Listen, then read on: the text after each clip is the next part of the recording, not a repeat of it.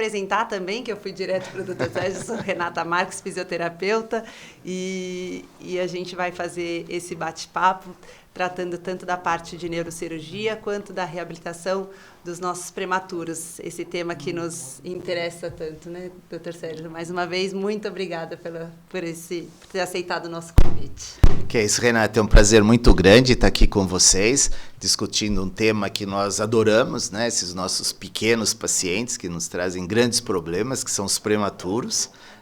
E nada melhor do que juntar o neurocirurgião com o fisioterapeuta, porque, sem dúvida alguma, um complementa o outro. Se você não faz um procedimento adequado, não adianta você fazer uma fisioterapia bem feita e vice-versa.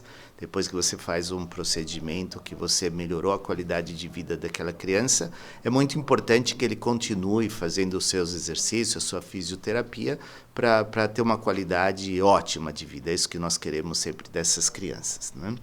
E hoje nós vamos falar então um pouquinho da prematuridade.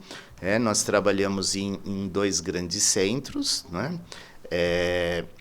Nós trabalhamos na Escola Paulista de Medicina e na Maternidade Santa Joana. E na Maternidade Santa Joana, por ser uma grande maternidade aqui da América Latina, talvez a maior maternidade da América Latina, nós temos um número muito grande de crianças e muitos prematuros. E quando nós olhamos os números da prematuridade, eles chocam um pouco, Renata. Quer dizer, você imaginar que são 30 milhões de prematuros por ano no mundo e muitas dessas crianças não vão sobreviver a uma semana de vida, né? No Brasil, no ano passado, nós tivemos 346 mil prematuros. É um número enorme. Isso, do ponto de vista de saúde pública, é um gasto imenso. Mas, mais do que isso, muitas dessas crianças falecem, mas outras podem vir a ter sequelas o resto da vida. Por isso que essa abordagem ao prematuro é muito importante desde o primeiro dia de vida, mesmo até antes dele nascer. Se nós levarmos em consideração, por dia nascem 930 prematuros. Isso dá uma média de 6 prematuros a cada 10 minutos. E, infelizmente, essa taxa de prematuridade ela é 2 vezes maior nos países subdesenvolvidos do que nos países desenvolvidos. Está muito associado a infecções, né? A um pré-natal não tão bem acompanhado, porque existem algumas causas de saúde materna, por exemplo, a pressão arterial da mãe, ela pode influenciar diretamente na nutrição daquele feto e o obstetra tem que antecipar aquele parto por um problema de hipertensão arterial. Essas são crianças que sobrevivem muito pouco, entendeu? Que tem uma sobrevida mais difícil. Mas existem outras causas mais simples, de que o colo do útero ele não é suficiente para manter aquela gestação, né? Então, pode ocorrer uma dilatação do colo do útero, essa criança nascer antes do tempo, sem que tenha nenhum problema de saúde materno ou fetal, por assim dizer. Então, um acompanhamento pré-natal muito rigoroso pode evitar com que isso ocorra. Às vezes, a simples colocação de um pessário, que é um anel que você coloca no colo do útero, ou a associação desse pessário com progesterona, você pode diminuir, então, a chance dessa criança vir nascer prematuro. E alguns centros, né, que estudam muito os prematuros, e nós temos que agradecer a Organização Mundial de Saúde, a Unicef, a Fundação Bill Gates e Melinda Gates, que ajudam muito tanto os estudos como o acompanhamento desses prematuros, tentando diminuir a taxa de prematuridade e melhorar a qualidade de vida dessas crianças. Quem sabe que se nós conseguirmos ficar com os países desenvolvidos, quer dizer, já significa diminuir pela metade a nossa taxa de prematuridade. Vamos ver se nós conseguimos isso. Mas como nós sabemos, nós nascemos com o número certo de neurônios, né, no cérebro. Eles achavam que eram 100 bilhões de neurônios. Eles recontaram e, na realidade, nós nascemos com 85 bilhões de neurônios. Então, num bebê, num feto que está sendo desenvolvido, todos esses neurônios são importantes. E não só a quantidade de neurônios, como essa rede que vai se estabelecendo durante toda a sua vida. Né? Seria impossível só, eles acham, trabalhar com 85 bilhões de neurônios, mas eles vão fazendo uma rede quase que infinita de neurônios. E quando ocorre uma prematuridade, essa rede ela para. É como se parasse o desenvolvimento cerebral. Por isso que essas crianças às vezes apresentam um atraso de desenvolvimento, porque para essa maturação desses neurônios, né? Então aqui eu vou mostrar para vocês, e esses são slides que o Dr. Koshiro, o neurocirurgião que nos cedeu gentilmente da sua tese de doutorado. Isso é um cérebro de uma criança de 17 semanas de gestação. Note que é um cérebro bastante liso, né? E para ele acomodar esse 85 bilhões de neurônios, ele tem que dar umas voltas por si mesmo, senão não caberia dentro dessa caixa craniana. Então, aqui, abaixo de 26 semanas, eu estou frente a prematuros extremos, prematuros de muita dificuldade na sua sobrevida. A partir de 26 semanas, e aqui notem um cérebro de 36 semanas, já começa a aumentar essas dobras que nós chamamos circunvoluções, e quando você vê o cérebro já de uma criança, praticamente ele já tem todas as voltas do adulto, mas esses neurônios ainda estão crescendo, essas redes sinápticas, né? Essas conexões entre os neurônios estão se fazendo. Então, nós podemos classificar já o prematuro, e nós consideramos uma criança prematura quando ela nasce abaixo de 37 semanas, extremo abaixo de 26 semanas, de 26 até 36 semanas moderado, e depois o prematuro com 37 semanas já é um prematuro não tão prematuro assim, ele já está numa condição de vida bastante boa. Aqui são alguns exemplos de um prematuro extremo. Note que esse é um prematuro extremo que já passou por um certo período, ele já não está mais entubado. O tamanho dele é praticamente um pouquinho maior que a minha mão. Então, é uma criança de 500 gramas, é uma criança bastante pequena, que já é um prematuro moderado, né? E quando nós chamamos o neurocirurgião para falar de prematuridade, coisa boa não vem pela frente, né? Muita coisa pode acontecer. E o que acontece normalmente, que eles chamam o neurocirurgião para ver o prematuro, é quando ocorre alguma hemorragia intracraniana, que nós chamamos hemorragia da prematuridade. Essa hemorragia ela acontece principalmente quando essas crianças nascem abaixo de 1,5 kg. Né? E o que se passa com essa hemorragia? Ela sangra uma região que nós chamamos matriz germinativa. Como o próprio nome diz, essa matriz germinativa dá origem a todas as células do cérebro. E nessa região, a vascularização é intensa, porém os vasos ainda não estão formados. Eu não tenho a camada elástica do vaso. Então, qualquer estresse que essa criança sofra, Renata, ela sangra. Né? Sangra em volta de uma estrutura que é o ventrículo. Por isso que nós também chamamos hemorragia peri-intraventricular. E o que é o ventrículo?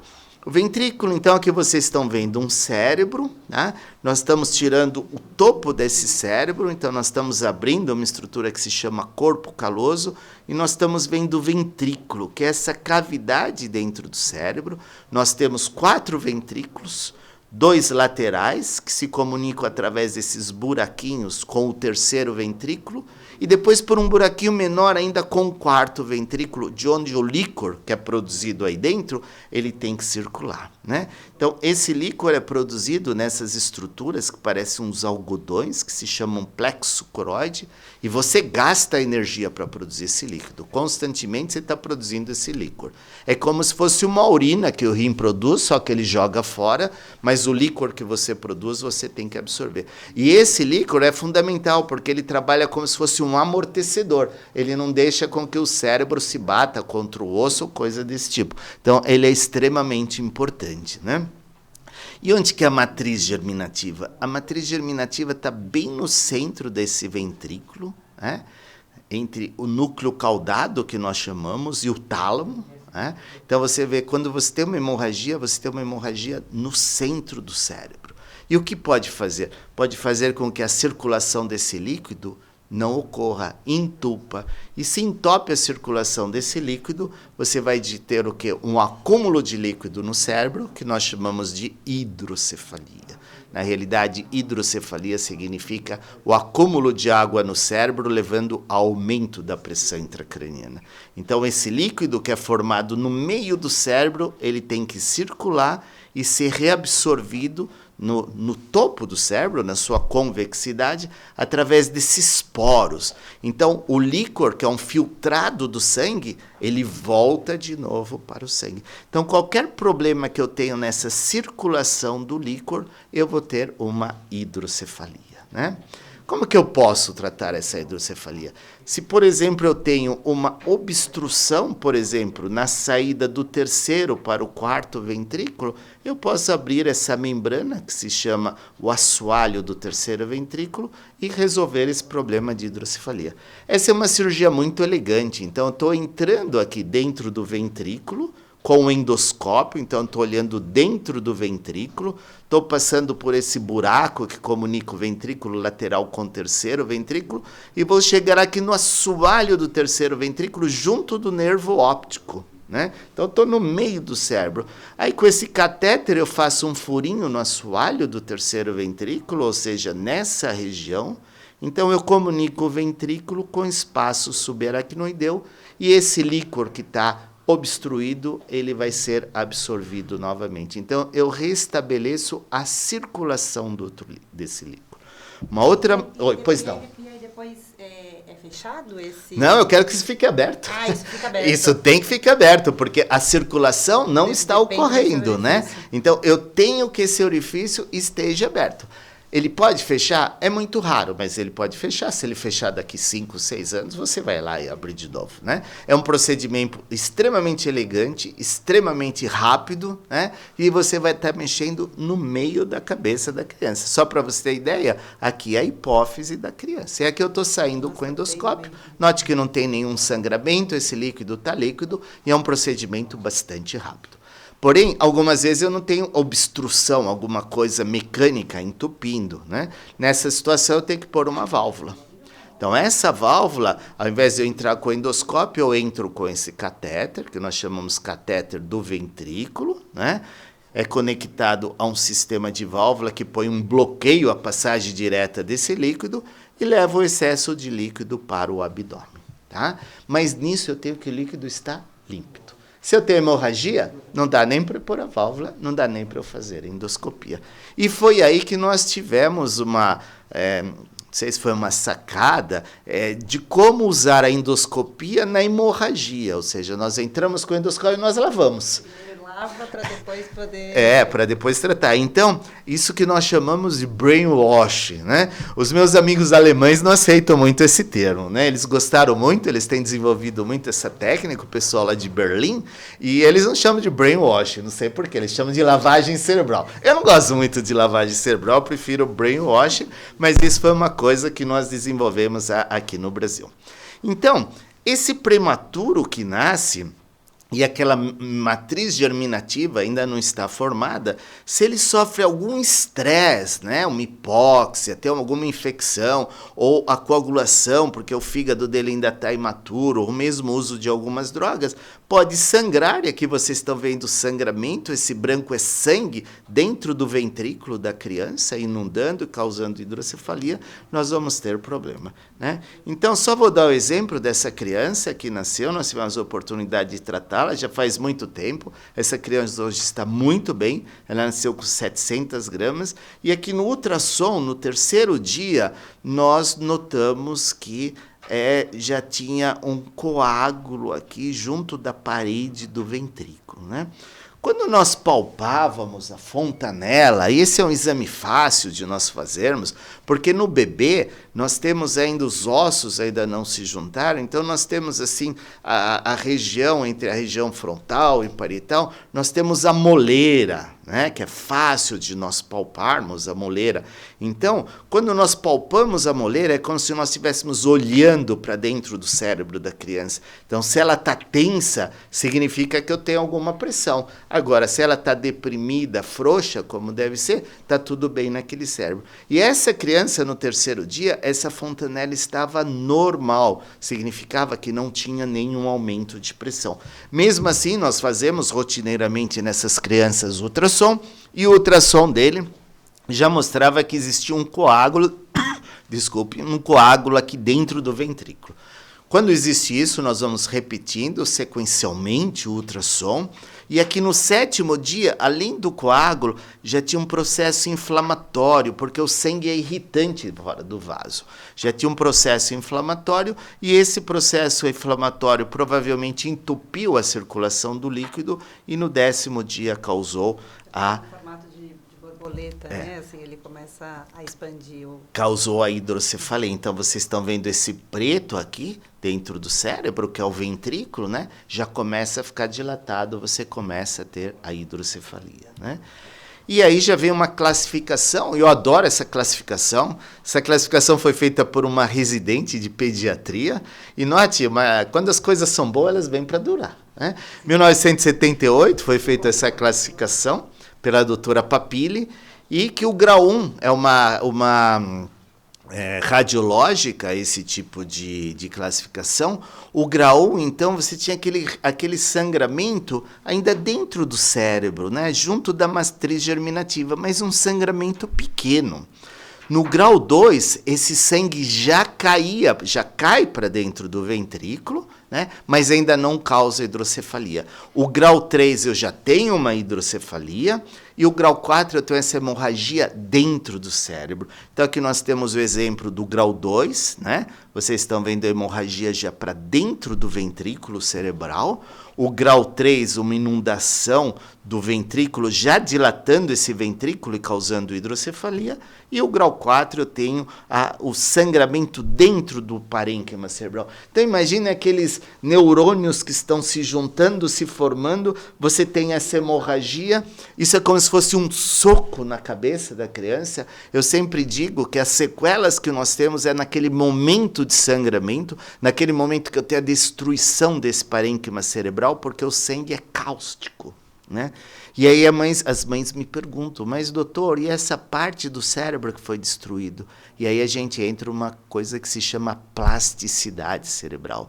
Então, o lado esquerdo do cérebro, que é o lado dominante, se eu tenho uma hemorragia no lado esquerdo, essa dominância passa para o outro lado. Quanto mais precoce é esse insulto ao cérebro, a outra região acaba sumindo, né? E aí você precisa de bastante treino, porque existe um tempo de evolução disso. Está tudo desenvolvendo de um lado, né? As conexões estão se formando, você para aquilo, então ele tem que migrar para o outro lado e fazer um outro desenvolvimento. Então, isso explica porque às vezes essas crianças demoram mais para engatinhar, demoram mais para andar, e você tem que ter um diagnóstico precoce disso para poder tratar essas crianças.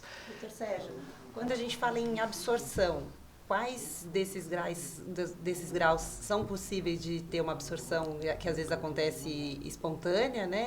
E também, assim, quando se fala nessa absorção, a lesão que fica é menor ou depende da intervenção cirúrgica? Veja bem, o que acontece nesse momento que sangra, né?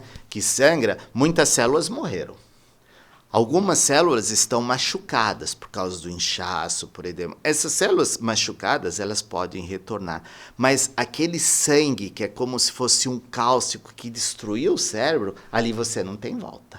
E o organismo, ele é excelente, né? Porque ele vai absorver esse sangue. Ele consegue absorver totalmente esse sangue. Então, nesse local, você acaba tendo uma cavidade. Às vezes perguntam, mas isso é hidrocefalia? Não, isso não é hidrocefalia. E isso é o buraco, por assim dizer, que ficou, né, pós aquele sangramento. Né? É isso que acontece, tá? Então, quando é que eles chamam o neurocirurgião, né? Eles chamam o neurocirurgião quando nós temos o grau 3 e o grau 4, né? Então, coloquei aqui em amarelo, é quando eles me chamam. O grau 1 e o grau 2, eles não me chamam. Então, às vezes, a gente não tem a noção completa da evolução dessas crianças, eles me chamam para o grau grave. E aí, nós começamos já, quando essa criança tem aumento da pressão, nós já fazemos algum procedimento para imediatamente abaixar a pressão. Como eu falei, isso aqui é uma janela, então nós podemos entrar através dessa janela com uma agulha no ventrículo e aspirar esse sangue. Então, isso é a primeira coisa que nós podemos fazer. Então, note aqui um prematuro, nós estamos entrando pela lateral aqui da fontanela, né? Praticamente nós não lesamos nada e eu estou aspirando esse sangue que está no ventrículo. E note a cor desse sangue. Eu digo que é cor de petróleo. Esse sangue ele vai limpando, né? Ele vai clareando, tá? Então, o primeiro tratamento da hemorragia é você puncionar o ventrículo para saber o grau, para saber a quantidade de sangue que você tem. Um segundo tratamento, você pode colocar um catéterzinho, ao invés de ficar fazendo punções, você pode colocar um catéter, também passando pela moleira do bebê, pela fontanela, tá?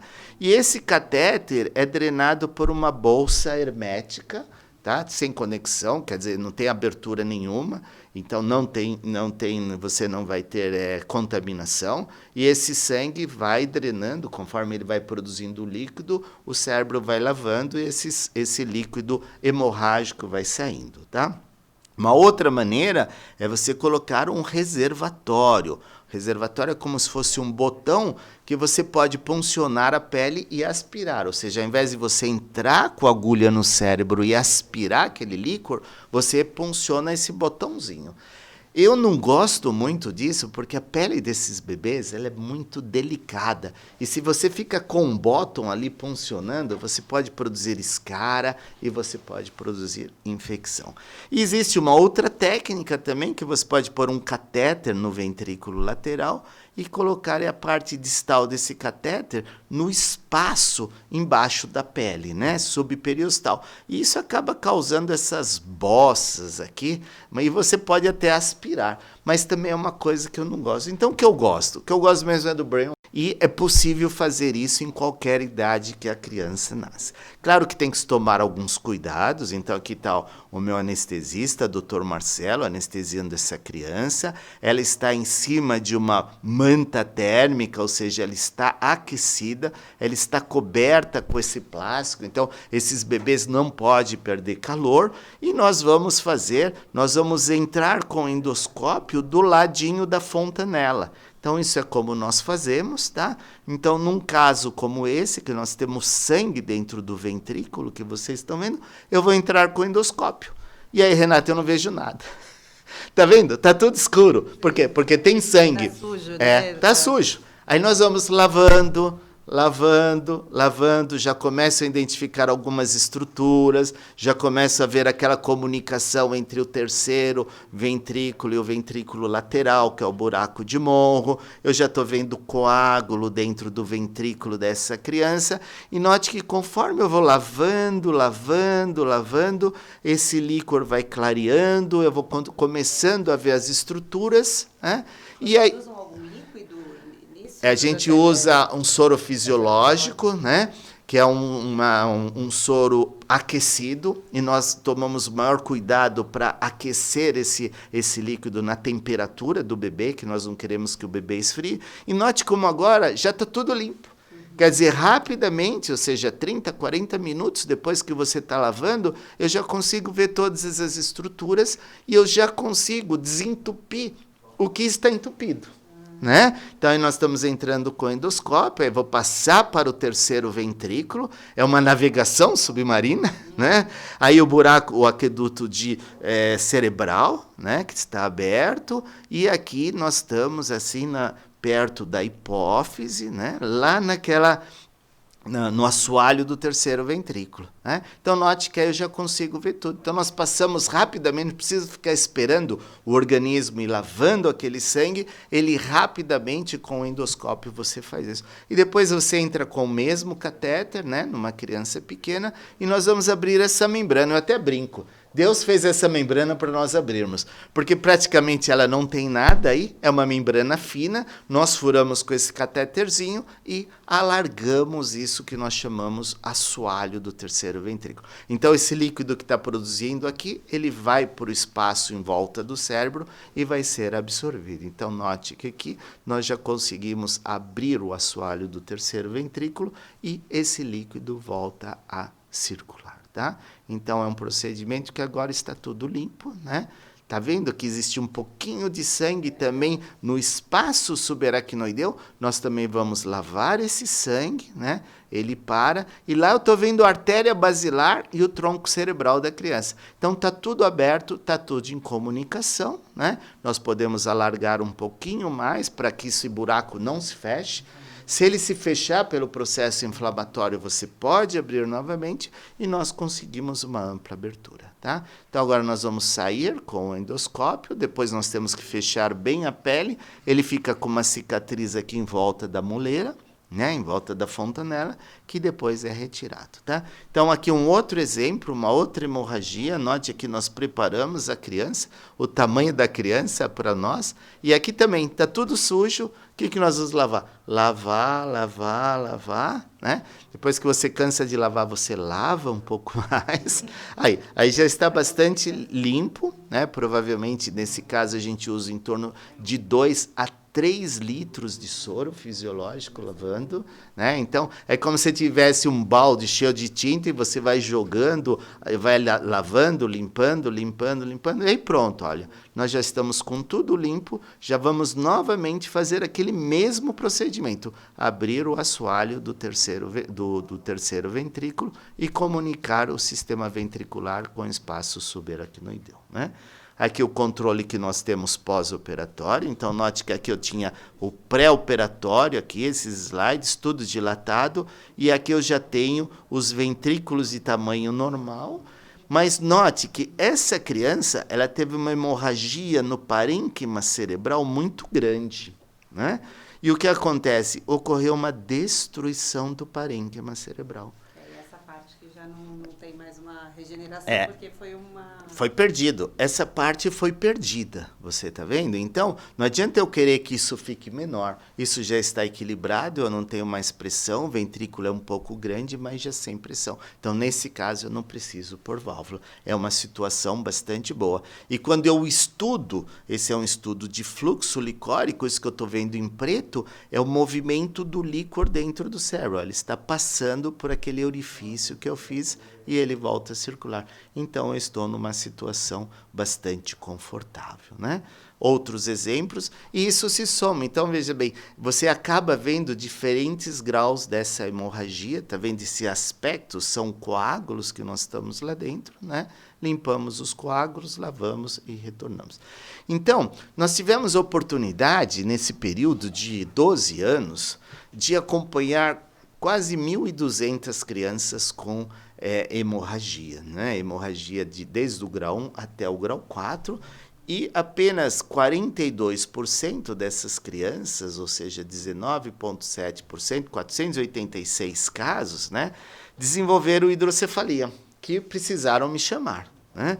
E que eram grau 3 e grau 4. Então, dividi isso em 2 grupos, né? No primeiro grupo, chamado grupo A, eu só coloquei o tubinho e punha para fora o líquor, e no grupo B, com 63 casos, eu fazia o brainwashing. A hidrocefalia só vai acontecer no grau 3 e no grau 4. E no grau 4. O 2, não. O 2 você teve a hemorragia, mas ele não dilatou, né? Então, nesse grupo, quanto que eu tive que pôr válvula? Quando eu coloquei só o tubinho para fora, 88% dos casos eu tive que pôr a válvula. Quando eu fiz a endoscopia, apenas 28% eu tive que pôr, em 44%. Então, quase metade, eu reduzi quase em 50% a necessidade de pôr uma válvula. E com a vantagem, a válvula você precisa dela o resto da vida. Então, ela tem que estar funcionando. Enquanto que na endoscopia você equilibrou essa situação, você não precisa mais de válvula, né? Desses casos que eu coloquei o tubinho para fora, depois eu tive que fazer endoscopia. Em 11 casos, eu tive o quarto ventrículo isolado. É uma coisa que eu vou falar mais para frente, que é muito interessante para vocês que fazem reabilitação. Às vezes a criança já está com uma válvula, ela não está melhorando, ela tem o quarto ventrículo isolado. 7 casos, olha, como neste caso aqui, ó, note que o ventrículo está normal, mas o quarto ventrículo está bloqueado. Então, o que eu faço nessa situação? Eu faço de novo uma terceira ventriculostomia e depois eu comunico o quarto ventrículo com o terceiro ventrículo. Isso é o que nós chamamos aquedutoplastia, que é esse canal que está fechado. Como eu tenho plexo coroide aqui no quarto ventrículo, ele continua produzindo. E aqui o que eu fiz? Eu coloquei um catéter passando pelo aqueduto cerebral, então comunicando o quarto ventrículo com o terceiro ventrículo e o terceiro ventrículo através da válvula. Então note essa criança. Essa criança, ela já está com uma válvula, o ventrículo está pequeno, mas ela não melhora. O quadro motor dela, o quadro intelectual dela era muito bom, mas a parte motora dela não melhorava. E por quê? Porque note que esse cisto, por assim dizer, que é o quarto ventrículo, ele está apertando o tronco cerebral. Ou seja, todas as fibras que estão passando do cérebro pelo tronco cerebral estão apertadas contra o osso. E isso foi piorando, olha, cada vez foi apertando mais. Tá? Então, o que nós fizemos? Nós comunicamos, então, olha aqui, olha como esse tronco cerebral, que é por onde passa todas as vias para ir para a medula, está apertado. Então, o que nós fizemos? Nós colocamos um catéter, comunicando, então, o quarto ventrículo com o terceiro ventrículo. Nesse momento, você esvazia aquilo, o tronco encefálico volta à posição e a criança tem uma melhora brutal do ponto de vista motor. Por isso que essa integração, o fisioterapeuta tem que falar, olha, eu estou fazendo tudo, estou fazendo todos os métodos, mas não está melhorando, tem alguma coisa errada. E você vai vendo, o quarto ventrículo está crescendo. Então, é muito importante essa interação. Isso a gente percebe, é sinal clínico. Não? É sinal clínico, porque o que acontece? A criança, ela está muito inteligente, às vezes são gemelares, às vezes são trigêmeos. A mãe fala, doutor, ela está melhor que os irmãos do ponto de vista da inteligência, mas a parte motora não está sentando, não está engatinhando. Você vai ver, tem um quarto ventrículo isolado. Olha, aqui um outro exemplo. Olha o cisto que eu tenho apertando o tronco cerebral e aqui depois que eu ponho um catéter, o tronco volta e eu melhoro esse tronco. Olha, isso pode acontecer em qual idade? 6 meses, você pôs uma válvula, por exemplo, a criança precisou pôr uma válvula, o líquido já está límpido, você pôs a válvula, ela está bem, mas você vê que a parte motora não está indo. Então, você estuda, você tem um quarto ventrículo isolado. Então, aqui o quarto ventrículo apertando o tronco. Olha esse tronco, como ele está apertado aqui. Depois que eu coloco a válvula, ele normaliza para o aspecto normal. E essa criança desenvolve bem. Tá? Então, nos quadros que eu pus DVS, 11 casos fizeram o quarto ventrículo isolado, 7 a válvula entupiu, 3 casos o ventrículo lateral ficou isolado por causa da hemorragia. E essas crianças cursavam com crise convulsiva de difícil controle. Depois que nós comunicamos isso, essas crises convulsivas desapareceram, né? Um caso, o terceiro ventrículo estava isolado. Um caso, eu tive que fazer endoscopia para retirar esse coágulo enorme que o organismo não absorveu, né? E dos casos que eu fiz brainwashing, eu só tive em 2 casos o quarto ventrículo isolado. Então, quando você limpa, quando você faz a comunicação, o quarto ventrículo diminui bastante. Eu tive 4 casos de obstrução do shunt e em 24 a válvula continuou funcionando bem. Então, eu fico contente com esse trabalho dos meus amigos lá de Berlim, né? O Tom Ali, que adorou esse tipo nosso de procedimento quando nós apresentamos um congresso, e nós já fizemos alguns estudos conjuntos, e esse é o estudo mundial que nós estamos lançando, né? Que chama TROFE, que todo mundo que faz, hoje já está bem difundido esse brainwash, todo mundo que faz por hemorragia da prematuridade, entra nesse estudo, registra o seu caso, e nós queremos saber há 5 anos se realmente o brainwashing é a medida mais efetiva que melhor controla as crianças com hemorragia da prematuridade. Então, pessoal, concluindo para vocês, o brainwashing ele é efetivo, ele previne as complicações da válvula, ele previne o quarto ventrículo isolado e ele pode ser feito em qualquer idade. Desde que você tome aqueles cuidados, manta térmica, anestesista experiente, soro aquecido a temperatura ideal, 37 graus, para que essa criança não tenha nenhum problema de hipotermia, e com isso você consegue bons resultados. Então, pessoal, eu vou parar por aqui. E a gente vai falar um pouquinho o que acontece com essas crianças, tanto do ponto de vista do que a gente pode fazer para tentar também buscar um diagnóstico precoce na parte motora e como que a gente pode reabilitar essas crianças. Então, como eu já me apresentei, sou fisioterapeuta, tenho uma clínica com uma equipe multidisciplinar em São Paulo, e eu falo que eu sempre estou representando todas aqui, porque elas me ajudam na montagem da aula, então eu estou aqui como porta-voz representando aí uma equipe e todas essas famílias que a gente trabalha no dia a dia da reabilitação. Também coloquei a OMS como referência nossa, importante, de 30 milhões de bebês nascem ou precocemente, ou muito pequenos, ou acabam tendo algum tipo de incapacidade. E eles colocam essa frase de que é possível mudar isso, porque realmente tem muitas medidas ainda a serem feitas, tanto no acompanhamento pré-natal, no controle de doença materna. E quando a gente fala do nosso país, ainda tem muita coisa que pode ser feita para essa prevenção da prematuridade. O parto prematuro, ele é o principal fator de risco. Hoje eu vou falar dessa parte motora, né, apesar da gente ter vários domínios do nosso prematuro, mas eu vou focar na parte motora. É o principal fator de risco para a paralisia cerebral. Então, por isso, a importância da gente acompanhar desde o nascimento como que esse prematuro está evoluindo da parte neurológica e, consequentemente, da parte motora. E o diagnóstico, historicamente, a gente tem relatado que o diagnóstico era feito a partir de 12 até 24 meses, mas na prática clínica a gente vê crianças até com mais idades, com 3, 4 anos, quando a família recebe o diagnóstico de paralisia cerebral.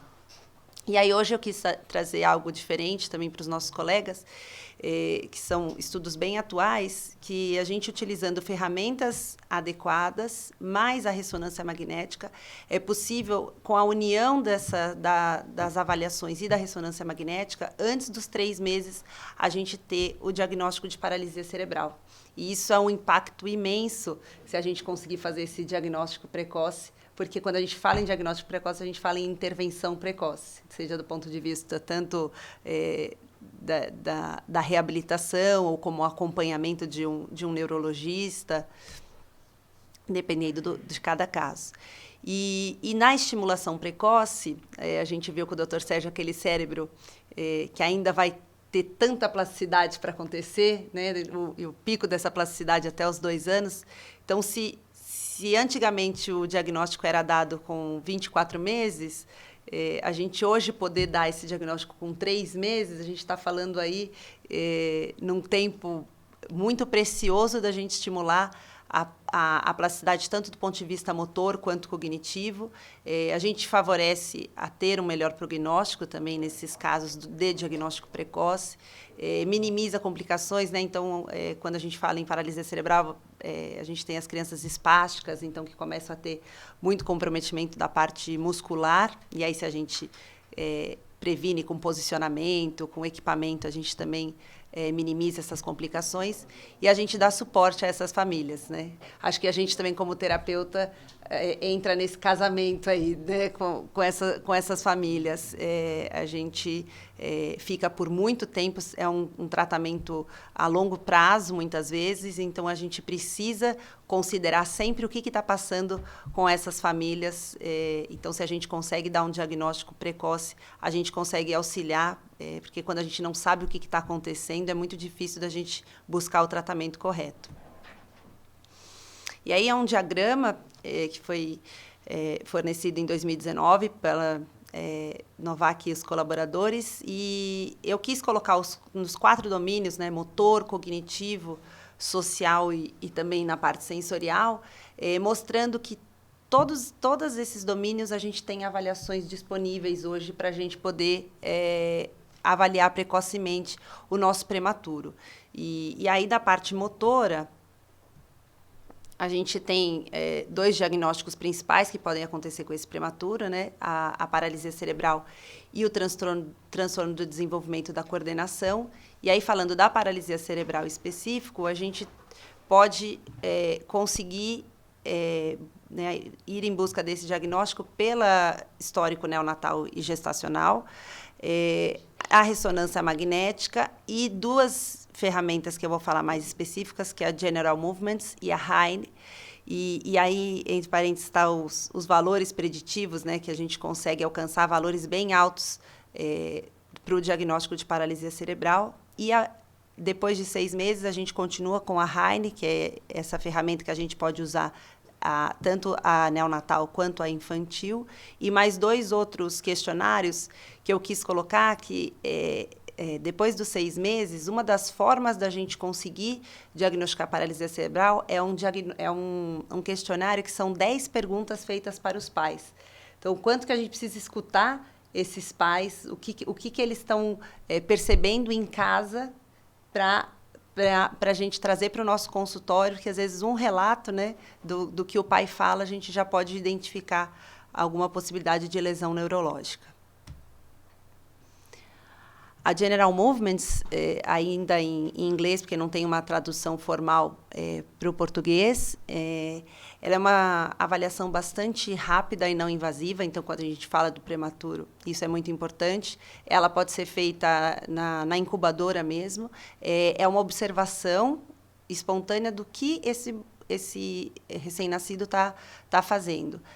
Ela também pode ser feita uma filmagem de 1 minuto e depois ser avaliada com algum colega, ou mesmo quando a gente faz um acompanhamento de follow-up, a gente pode fazer essa avaliação por filmagem. Ela pode ser feita a partir do 3º dia de vida, então, mesmo quando nesses prematuros extremos, essa movimentação espontânea ela já acontece intraútero.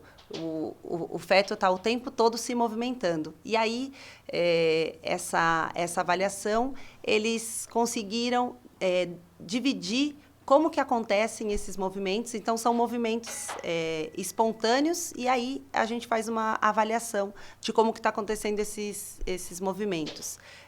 Até a 40ª semana de idade gestacional, a gente vai observar se ele tem um pobre repertório. Então, ele faz poucos movimentos, é um bebê que a gente parece que torce para que ele faça algum tipo de movimento, e ele não faz esses movimentos contorcionais, que são os movimentos normais de serem feitos pelos nossos bebês. Tem um outro movimento que é uma cãibra sincronizada, que ele faz um movimento de extensão abrupto de pernas, de membros inferiores, e aí depois ele perde essa extensão. E aí a gente tem o caótico, que é mais difícil de acontecer, que são movimentos desorganizados que esse bebê pode fazer. E aí, depois disso, a gente tem a fase dos fidget movements, que são pequenos movimentos que acontecem na articulação do bebê, desde a articulação de punho, cotovelos, ombros, são movimentos sequenciados com uma certa velocidade, e aí, nessa fase, eles vão ser definidos se eles estão ausentes ou se eles estão presentes. E aí, quando eles estão ausentes, nessa nossa avaliação, já é uma das indicações que essa criança pode cursar com uma lesão neurológica e com o diagnóstico de paralisia cerebral. Então, se o GM for aplicado e essa criança, num primeiro momento, ela pode apresentar um desses 3 movimentos que eu descrevi. E, na sequência, se eles tiverem essa ausência do fidget, ele já tem um alto valor preditivo de paralisia cerebral. Já na Heine, é uma outra avaliação. Então, para o neonatologista ou para a equipe que está na UTI, também de fisioterapeutas, dos terapeutas que acompanham essa criança na UTI, eles podem aplicar tanto a General Movements quanto a Heine. A General Movements vai ver essa parte da movimentação espontânea do bebê. a gente não mexe no bebê, ele é uma observação. E já a Heine são itens, e alguns itens a gente mexe um pouquinho com o bebê, então também vai depender do momento, se é possível fazer esse tipo de movimentação, mas também é uma avaliação bastante rápida, então bastante aplicável. E aí pode ser feito a Heine infantil, que é a que foi discutida nesse artigo, a partir de 1 mês até 24 meses. E aí, o que é muito interessante, como ela é quantitativa, e então, se o score for abaixo de 57, né, tem uma somatória, e se o score for abaixo de 57, com crianças menores de 3 meses, também já é um indicativo de alteração motora, de alguma questão neurológica que está acontecendo com esse prematuro. E acima de 6 meses, a gente fala nos scores abaixo de 73. A General Movements, ela tem uma equipe aqui no Brasil, que é o Grupo GRUD Brasil, que deu essa formação do workshop, então o pessoal pode procurar o pessoal que dá esse tipo de formação. E a Heine, ela já é autoexplicativa, ela não precisa de uma formação, mas também tem um grupo aqui no Brasil que faz esse treinamento. E aí o que a gente tem de mais novo é a associação desses 3 parâmetros que eu falei no começo. Então, o prematuro, se a gente conseguir fazer uma avaliação sistemática dos movimentos espontâneos, que é a General Movements, se a gente aplica a Heine e se a gente faz a ressonância magnética, se a gente tem ausência de fidget, score abaixo de 57 e alteração motora na ressonância magnética, a gente tem uma sensibilidade de 97% de possibilidade de predição de alteração motora, de diagnóstico de paralisia cerebral, e uma especificidade de 99%. Então, praticamente todos os pacientes que passaram por esse estudo, a gente conseguiu predizer se ia ter ou não alteração motora. Aí, sinais de atenção, porque às vezes a gente tem um serviço que não consegue ter esse tipo de avaliação. Então, a gente tem sinais de atenção que podem ser feitos tanto no período, dependendo de quanto esse prematuro fica na UTI, que a gente sabe que tem prematuros que ficam 6, 7 meses, e aí a gente já pode começar a avaliar a parte motora desse prematuro mesmo na UTI, ou quando eles vão para casa e aí eles passam pelas consultas de rotina, com o pediatra ou com o neurologista, a gente também pode ter alguns sinais de atenção que são descritos também como possíveis diagnósticos de paralisia cerebral. Então, quando um bebê ele é incapaz de sentar independente aos 9 meses, é um bebê que já precisa ser encaminhado para a intervenção. Ou uma função manual assimétrica, uma criança que faz o uso preferencial de um lado, as crianças não teriam que apresentar esse tipo de assimetria, então também é um sinal de alguma alteração neurológica, então pode já ser também encaminhado para o serviço de terapia. E quando uma criança é incapaz de sustentar o peso em membro inferior apoiando os pés. Mesmo nos bebês recém-nascidos, quando a gente coloca um bebê em pé, ele já faz algum tipo de suporte de peso.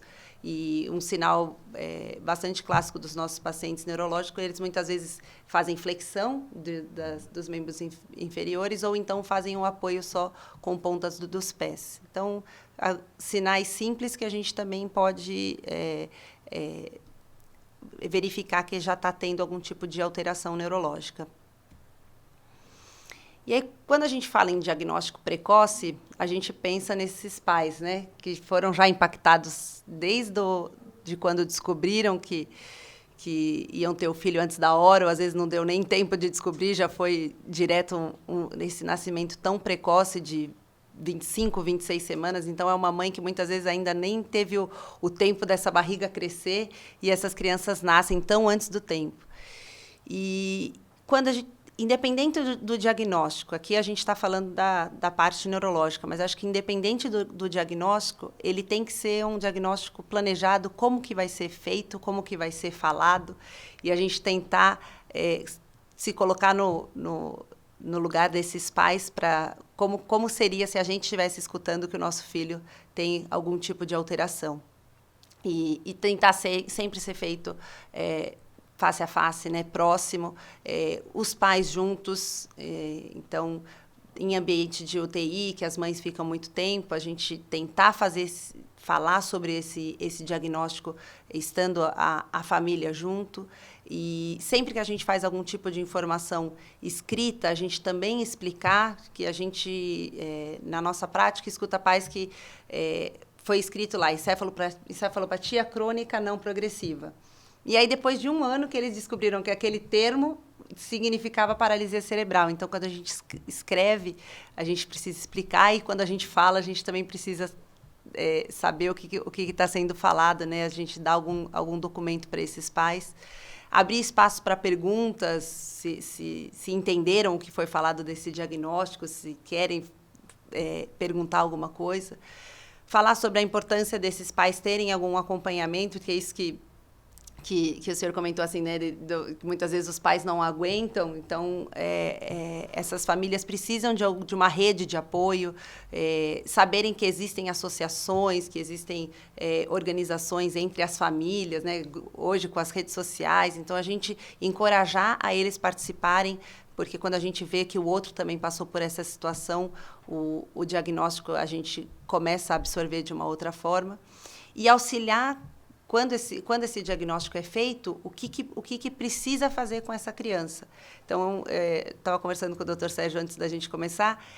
Quando a gente escreve num resumo de alta, fisioterapia, eu acho que eu comparo como se a gente escrevesse assim: o paciente está com infecção, ele precisa de antibiótico. E aí existe vários tipos de antibióticos, dosagem, quando que é para usar, por quanto tempo. Então, quem faz o encaminhamento precisa conhecer quais métodos que a gente tem de possibilidade terapêutica, explicar para a família que fisioterapia tem a parte respiratória, tem a parte que trabalha com estímulos motores. Então, também na nossa prática, o que acontece, esses pacientes vão para a home care, e aí o home care faz uma intervenção na parte respiratória. E aí, como eles escutaram que a criança precisava de fisioterapia, e está recebendo lá 20, 30 minutos de fisiorrespiratória, já acha que está bom, né? E aí é tempo que vai se perdendo. E eu escutei de uma mãe, que ela é pediatra também, algo que me tocou muito. Ela falou que o diagnóstico ele vai ser doloroso se for dado esse bebê com 1 mês, se for dado quando essa criança tiver 1 ano ou 2 anos.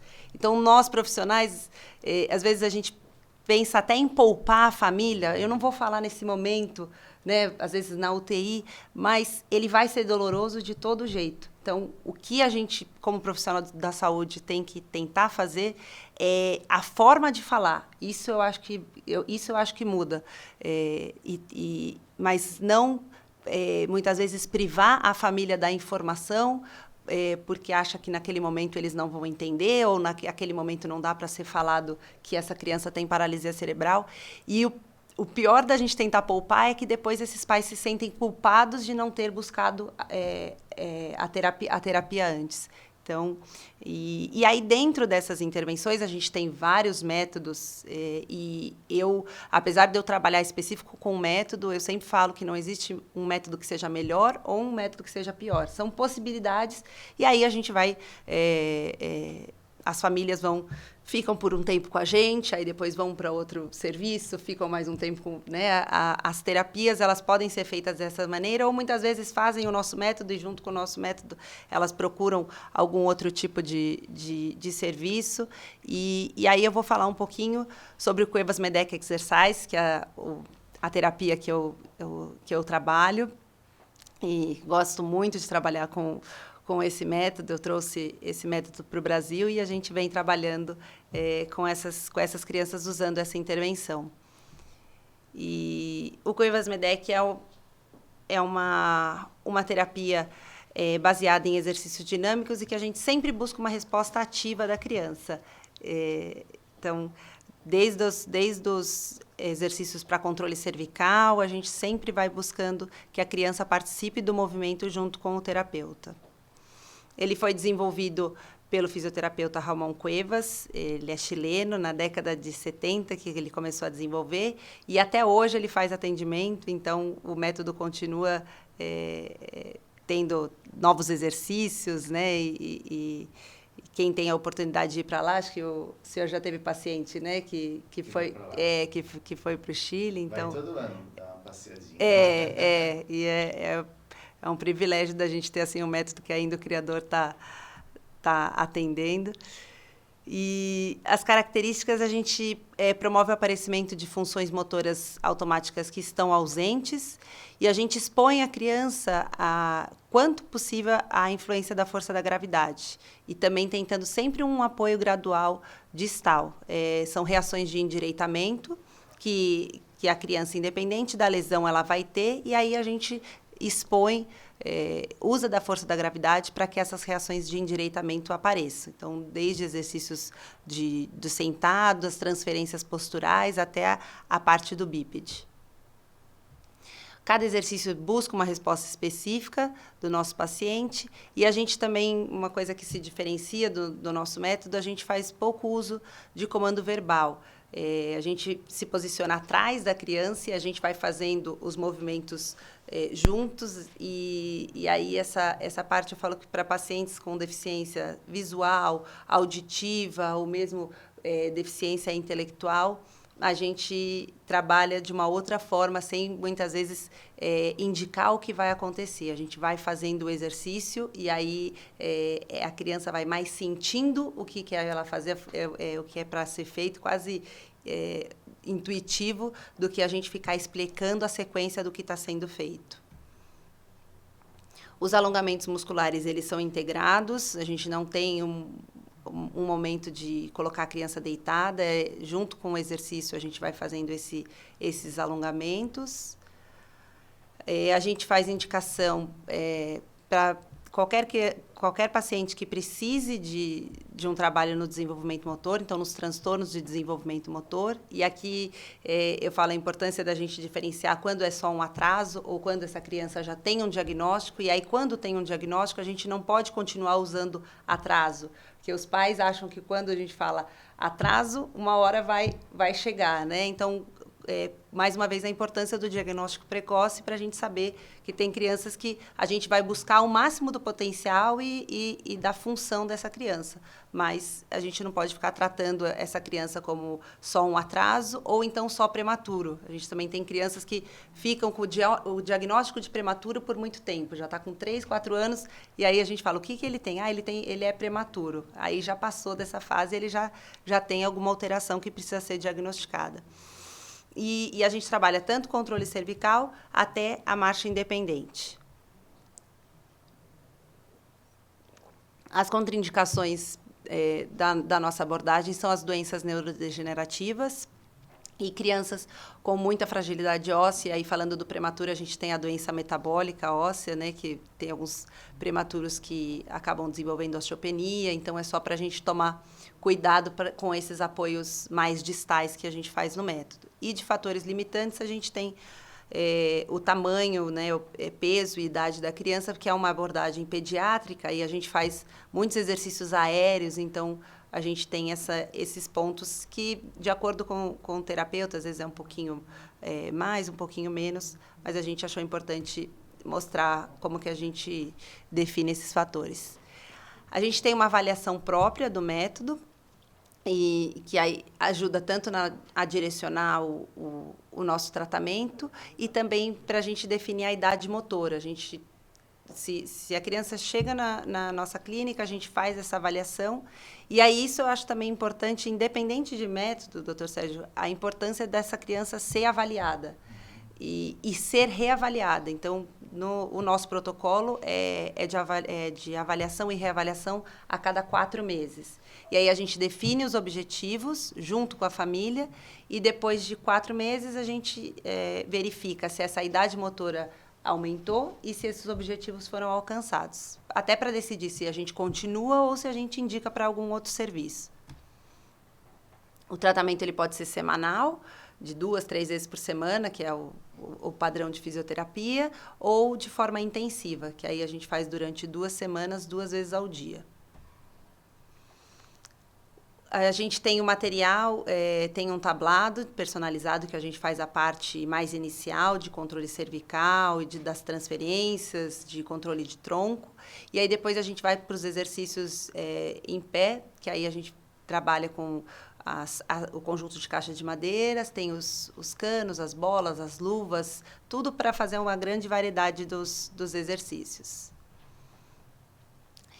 E, mais uma vez, falando dos pais, né, que assim, acho que o centro da nossa abordagem hoje, né, a gente fala de uma abordagem centrada na família, e a gente convida esses pais a participarem, então, ensinando exercício, ensinando formas deles fazerem os exercícios com os filhos. E na pandemia, a gente teve a oportunidade do teleatendimento, e que a gente viu essas crianças dentro de casa e podendo mostrar para os pais como que eles poderiam fazer os exercícios na rotina, e a gente acredita que quem fica com as crianças o tempo todo são os pais, é a família. Então, se a gente pensa numa fisioterapia de uma vez por semana e aquilo não for continuado em casa, a gente não tem resultado. Então, se esses pais entendem o que é possível de ser feito dentro da rotina da criança, é muito melhor. E aí a adesão do tratamento também a gente percebe que é diferente. E aí a gente separou um vídeo curtinho de um paciente nosso, e várias alterações, tanto na parte motora, a parte de alimentação, então fez uso prolongado de gastrostomia, tem uma alteração importante de fala, então faz uso de comunicação alternativa, e aí a gente quis mostrar os dois lados, né? Tanto a parte que ele ainda tem coisas a serem trabalhadas, né? Então o processo de reabilitação muitas vezes é um processo a longo prazo, mas também a gente quis colocar algumas conquistas e vitórias que ele foi tendo nesse caminho, que é o que a gente vibra e torce que aconteça com todos esses prematuros que a gente acompanha. Aí o apoio mais distal, que a gente fala, né, que são os passos por tornozelo, mas ele é ainda bastante instável na parte de equilíbrio. Com 4 anos ele começou a ficar alguns segundos em pé sozinho. E também começou a se deslocar segurando pelos móveis. Aí a gente está fazendo uma reavaliação, traçando objetivo. Com 6 anos começaram os primeiros passos, mas ainda também com bastante dificuldade.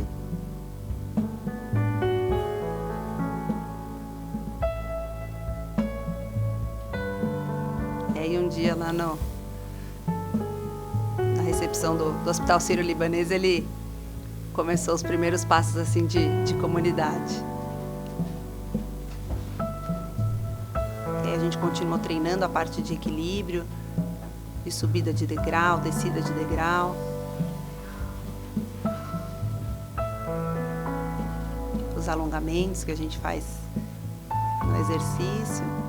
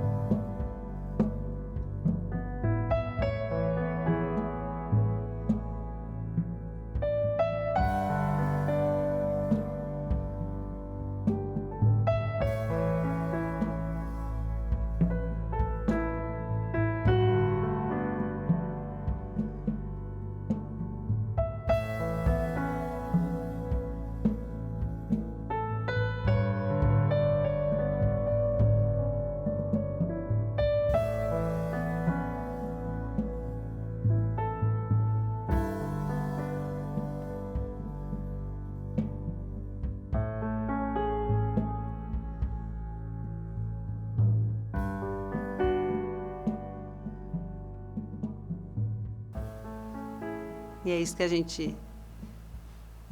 Ele agradecendo na comunicação alternativa. Obrigado. Isso que a gente deseja para os nossos pacientes, né? Que mesmo com todos os acontecimentos, e que eles atinjam o potencial máximo e a funcionalidade que cada um, dentro do ocorrido na UTI, por conta da prematuridade, que eles consigam alcançar esse máximo de cada um. Fantástico, maravilha. E é uma diferença enorme, né? Uma criança dessa não andar e uma criança andar. Muda completamente a qualidade de vida dele. Né? Sim, é verdade. Eu acho fantástico esse filme que você mostrou, que mostra a necessidade de inúmeras terapias, cada uma no seu momento, né? Não é só aquela, você tem que ir mudando, tem que ir variando, uma hora eles vão bem nisso, e sempre quando não vai bem de algo que você espera, avaliar, porque pode ter alguma coisa que necessite, como eu brinco, neurocirurgião mecânico, necessita de um mecânico mudar alguma coisa.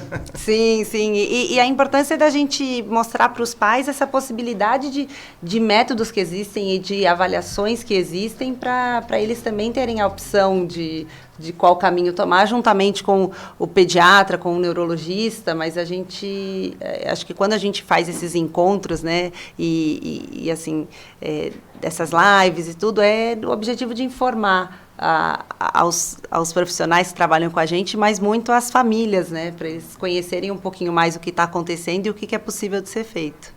Muito bom. Uhum. A gente eu gostaria mais uma vez de agradecer, Dr. Sérgio, por esse momento de tanta troca, e essa nossa aula vai ficar disponível para depois quem quiser assistir de novo, e também eu deixo os nossos contatos para qualquer dúvida que o pessoal tenha, ou mandar para a gente por e-mail algum questionamento específico do que foi falado hoje, a gente se coloca à disposição para responder. Claro, com o maior prazer. Se tiver alguma pergunta, teremos imenso prazer em tentar responder. E mais uma vez, obrigado, Renata, por essa oportunidade. Muito obrigada, Dr. Sérgio. Obrigada a todos que ficaram assistindo e comentando aí. Agradecemos. Desejamos a todos uma boa noite e até a próxima. Boa noite, obrigado.